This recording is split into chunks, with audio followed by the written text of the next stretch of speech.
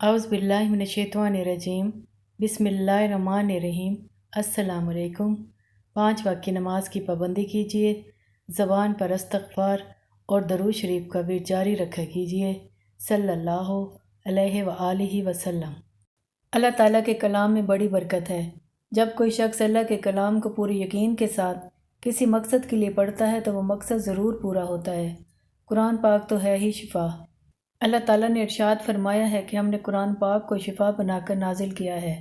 جو قرآن حکیم ہم نازل کر رہے ہیں وہ مومنوں کے لیے سراسر شفا اور رحمت ہے، اور ظالموں کا اس سے نقصان ہی بڑھتا ہے، یعنی ایمان والوں کے لیے شفا ہے اور کفار اس کو سمجھ نہیں سکتے۔ یہ وظیفہ بہت مجرب ہے اور اس کی اجازت عام ہے۔ اگر کوئی جسمانی اندرونی یا بیرونی بیماری کا شکار ہے، وہ یا اس کے گھر والوں میں سے کوئی بھی اگر فجر کی نماز کا وقت باقی ہے تو فجر کی نماز سے پہلے، اور اگر فجر کی نماز کا وقت گزرنے کا اندیشہ ہے تو فجر کی نماز پڑھ کر سورۃ رحمان جس کے 3 رکوع ہیں، ہر رکوع میں آپ نے اس سورت کو اس طرح سے پڑھنا ہے۔ جب آپ پہلا رکوع پڑھ لیں تو آپ نے اللہ کا یہ صفاتی نام یا رحمانو 27 مرتبہ پڑھنا ہے۔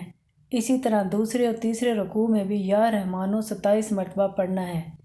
اس طریقے سے آپ نے سورۃ رحمان 1 مرتبہ پڑھنی ہے اور اس کو پانی پر دم کر دینا ہے۔ اب یہ پانی اگر آپ نے اپنے لیے دم کیا ہے تو خود پی لیں، نہیں تو مریض کو پلائیں۔ انشاءاللہ جسم سے ہر طرح کی بیماری نکل جائے گی اور صحت مندی عطا ہوگی۔ آخر میں دعا ہے کہ اللہ تعالیٰ ہر بیمار کو شفائے کاملہ عطا فرمائے، آمین۔ آج کے لیے اتنا ہی۔ انشاءاللہ تعالیٰ ایک اور نئی ویڈیو کے ساتھ دوبارہ حاضر ہوں گی۔ آپ اجازت چاہوں گی۔